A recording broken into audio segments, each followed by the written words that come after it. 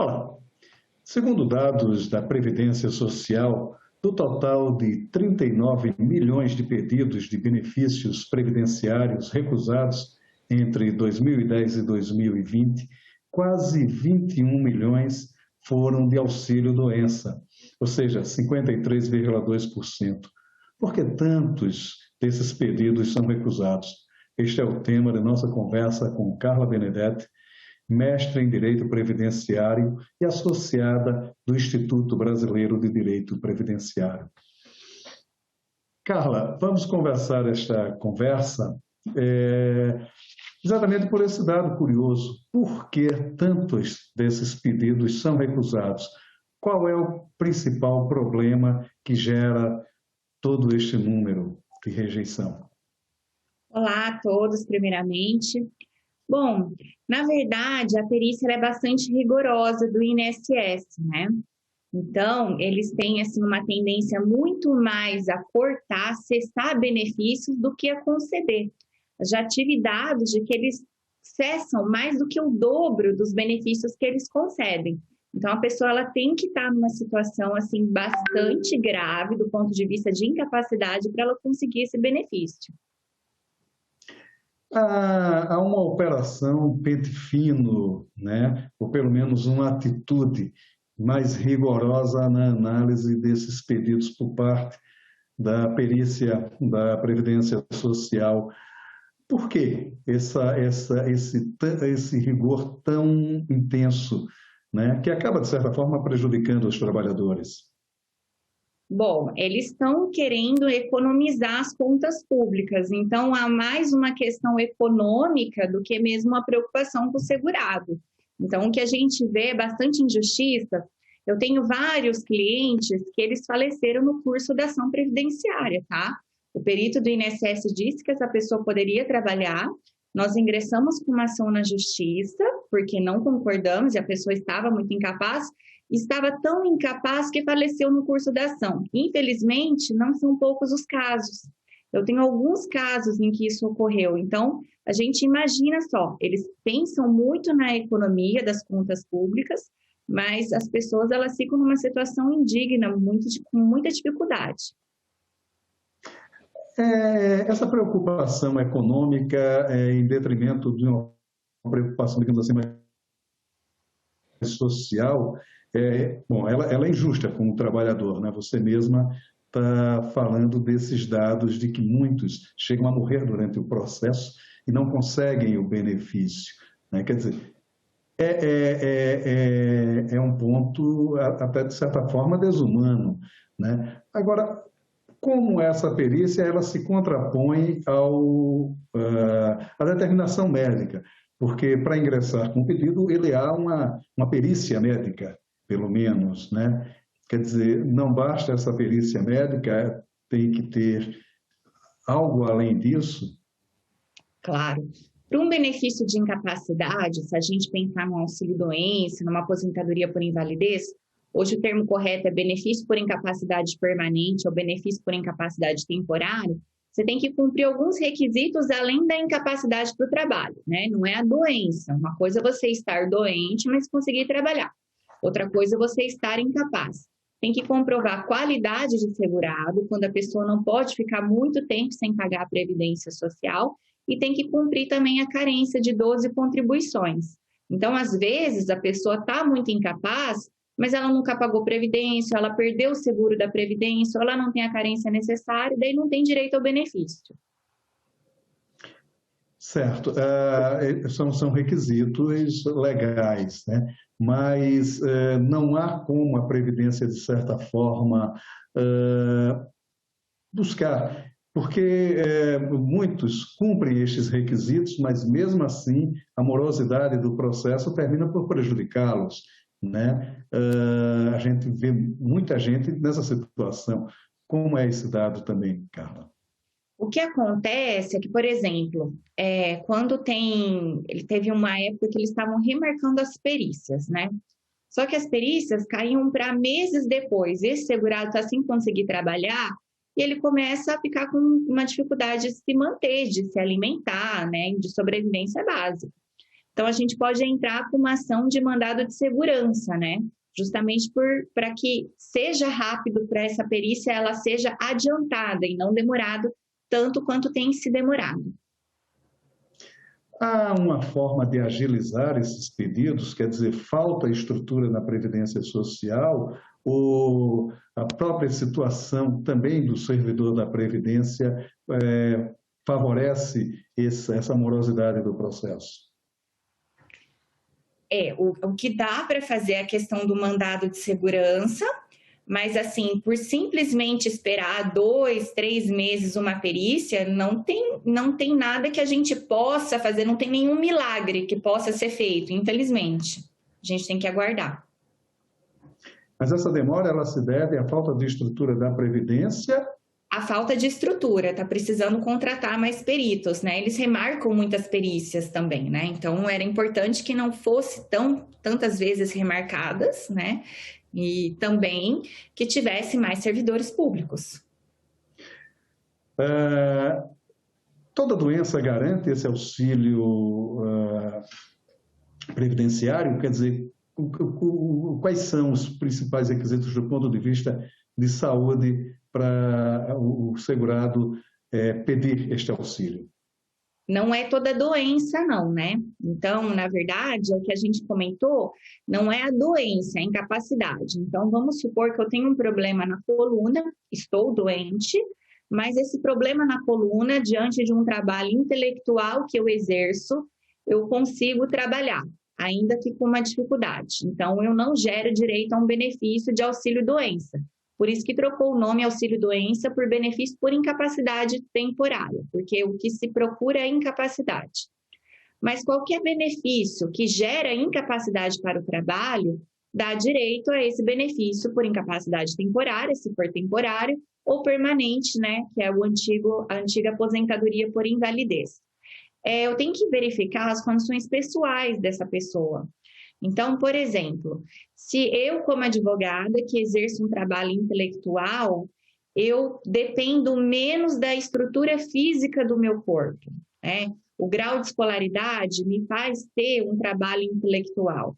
Agora, se eu pegar uma pessoa, pensar numa pessoa com 60 anos de idade, que só tem o primeiro grau de instrução, tá?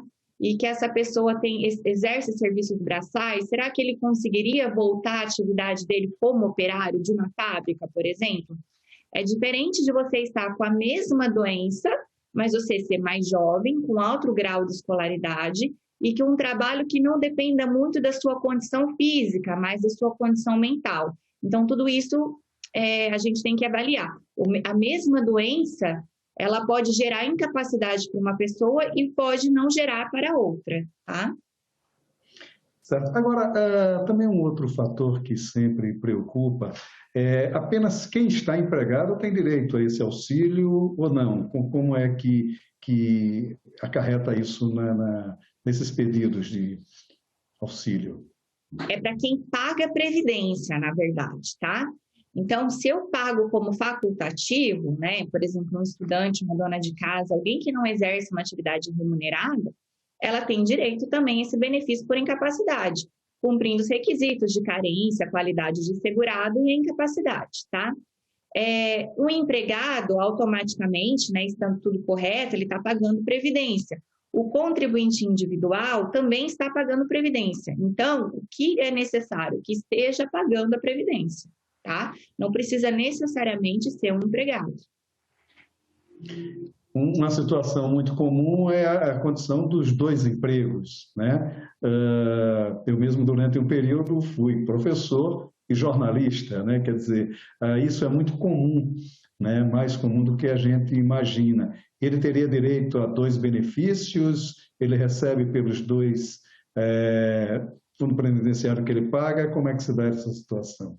Ele vai verificar aquele que ele se tornou incapaz. Existem pessoas que não se tornam incapazes para uma profissão, mas se tornam incapazes para uma outra profissão. Então, a pessoa pode receber o benefício de acordo com a incapacidade daquela profissão. A senhora falou daquela carência de 12 meses, né, para que possa requerer. Há alguma exceção que possa ser feito o pedido antes mesmo dessa carência? Tá, os benefícios de natureza acidentária, não precisa dessa carência daí no caso, tá? Esses benefícios quais são, no caso acidentário? Como é que a gente poderia definir melhor? Aqueles benefícios por incapacidade decorrentes de um acidente de trabalho, daí eles não precisam dessa carência. O que tem, está tudo relacionado com um acidente de trabalho. Certo, então seria basicamente essa questão do acidente de trabalho, alguma coisa que venha, um acidente mesmo, né? Quer dizer, agora, e quem não paga o INSS, mesmo que ele sofra um acidente, no caso de um acidente de trabalho, ele não seria beneficiado, então? O que a gente pode pensar também é se essa pessoa se encaixa na hipótese de recebimento de um benefício assistencial. Mas o benefício assistencial, a pessoa tem que comprovar também miserabilidade, hipossuficiência econômica. Então, tem que ter aí uma incapacidade de longo prazo, de mais ou menos uns 2 anos, tá? E tem que comprovar a miserabilidade, que a lei mudou recentemente, né? Então, a justiça entende que sendo até meio salário mínimo por pessoa, a renda per capita, que antigamente era 1/4, né? Ainda o INSS considera 1/4, já tem direito a esse benefício assistencial, comprovando essa incapacidade de longo prazo. Então teria que ser uma questão muito grave, né? Porque, por exemplo, o que a gente vê comumente é que o trabalhador ele é submetido a determinados regimes onde não há o recolhimento da previdência, né? Aqueles contratos temporários, por exemplo, né? Há uma obrigatoriedade de pagamento do INSS, né? Mas nem sempre isso é feito. Quer dizer, mesmo esse funcionário, mesmo esse empregado, ele sofrendo algum acidente, ele estaria fora do benefício, então. Vai ter que analisar caso a caso, né? Pode ser que se a gente comprove que ele era realmente um empregado, depende a quanto tempo, às vezes pode fazer uma caracterização, trabalhou sem registro, a gente caracteriza que trabalhou como empregado, que, portanto, deveria gozar de todos os direitos à previdência social. A gente pode tentar provar esse vínculo para ele receber alguma coisa. Mas isso teria que ser feito a partir de um processo judicial, né? Quer dizer, Só que sempre a gente entra com o administrativo primeiro, precisa do período do pedido administrativo, do INSS, né? Daí, negando, a gente entra na justiça, não dá para entrar direto na justiça, tá? Esse pedido administrativo também teria que ser feito com o auxílio de um advogado. O trabalhador, ele, de qualquer forma, ele teria que ter acesso a essa ação do advogado. Não necessariamente, mas por um caso tão complexo, eu acho muito difícil que ele obtenha êxito sem advogado, né? E depois, necessariamente, vai ter que entrar para a justiça, vai ter que comprovar um vínculo de trabalho, então é bastante importante que ele tenha um advogado. E isso demanda muito tempo, né? Porque a justiça também tem seus prazos, né? E, nesse caso, como fica a condição do trabalhador? Daí ele fica sem receber nada por um tempo. Uma ação na justiça de auxílio-doença, ela vai em torno de 8 meses a 1 ano na minha região, tá? Então, pode ser que por muito tempo a pessoa ela fica numa situação bastante difícil, mas não tem o que fazer também, tem que aguardar.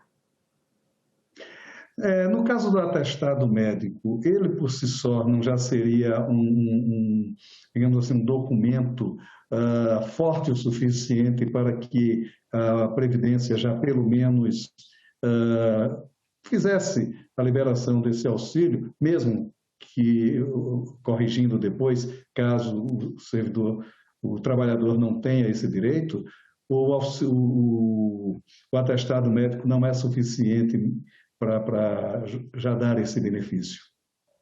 O atestado médico é o benefício mais importante, né? Eu sempre falo para o cliente que tem que estar escrito lá, atestar que ele não pode trabalhar. Muitos médicos, eles falam, não, quem verifica isso é o perito, eu não vou escrever nada. Mas a verdade é que se a gente não deixa o documento bem delimitado, bem certinho, escrito corretamente com todas as letras, eles não vão conceder o benefício, né? Então, os médicos, eles pensam que a perícia, né, o perito, o médico perito, ele vai analisar de forma ampla o caso, da melhor maneira possível. E não é assim que acontece, tá? A perícia, ela é muito rigorosa, então a gente não pode deixar indícios para eles cortarem e negarem, porque é muito fácil eles negarem e eles cortarem. Então, mas o que alguns tipos de doenças, né, de incapacidade, a gente precisa demonstrar isso também por exame. Quanto mais documento, melhor. Num problema ortopédico, é muito importante que exista exames de imagens também, além do atestado médico. Então, o atestado é o documento mais importante, mas nem sempre ele é o suficiente. A gente tem que entrar munido com o maior número de provas para que seja concedido esse benefício não seja negado. Tem uma desconfiança muito grande do perito com o segurado, do segurado com o perito. Eu brinco que é quase como a questão tributária, né? Que a gente desconfia do governo, o governo desconfia de nós em relação aos tributos, mais ou menos a perícia é dessa forma. Então, assim, a gente tem que ser munido de muitos documentos, porque o perito tem uma tendência a entender que aquela pessoa ela pode trabalhar e que ela está ali com o corpo mole. Então, a gente tem que fazer o máximo possível para conseguir o benefício. Doenças do ponto de gravidades visíveis, digamos assim, né, como o caso da tuberculose, da hanseníase, do próprio câncer, né, em alguns casos de câncer, já não seria suficientemente o atestado médico para que favorecesse o trabalhador? Então, são doenças isentas de carência, tá? Mas isso não quer dizer que a gente não precise apresentar documento nenhum. Eu não me arriscaria. É mais evidente? É mais evidente, mas a gente tem que demonstrar isso para o perito, né? Eles não concedem facilmente o benefício, então eu não arriscaria. O jogo é duro, né? É uma coisa problema. Agora, uma outra questão que fica, quem recebe o auxílio, ele não pode trabalhar de forma alguma, ou ele pode, de certa forma, enfim, se ocupar de uma outra função que não aquela em que ele está recebendo o benefício? Não, se ele voltar a trabalhar, ele está provando que ele pode trabalhar, então que ele não está incapaz para o trabalho. Se ele pode trabalhar, ele não está incapaz, então ele não teria direito ao benefício. Então, se ele registrar, automaticamente isso é cortado, tá? Quer dizer, não basta ele estar incapacitado para aquela função principal que ele ocupa. Por exemplo, no caso de um motorista que sofra algum acidente, sei lá, na mão, alguma coisa que o impeça de dirigir, mas que ele possa fazer um outro tipo de trabalho. A gente pode avaliar a incapacidade somente para uma atividade, no caso. Certo. Então, ele de certa forma, poderia conciliar em tese. Se a incapacidade que ele recebeu foi para aquela atividade, tá? Certo.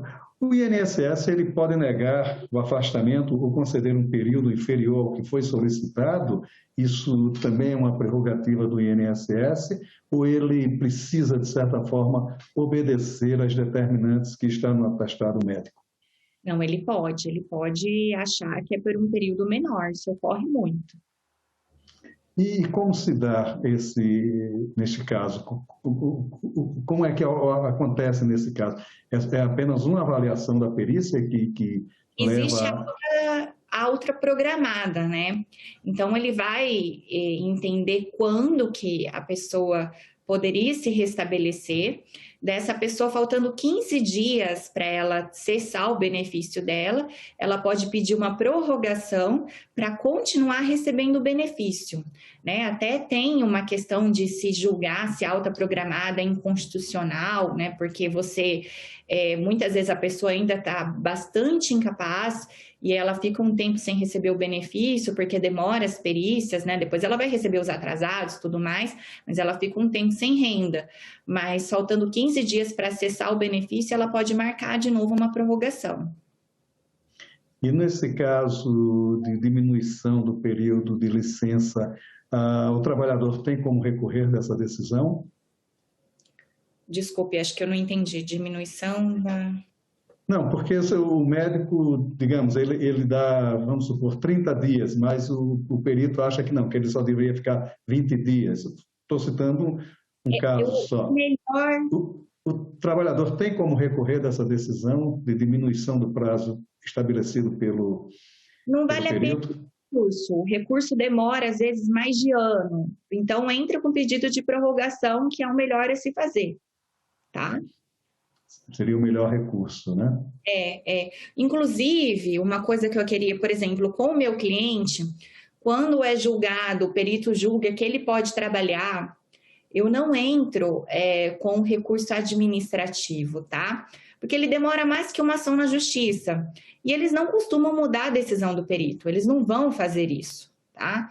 Então, a gente entra com uma ação na justiça que demora menos que o recurso administrativo e a pessoa tem direito a uma nova perícia que pode mudar essa decisão.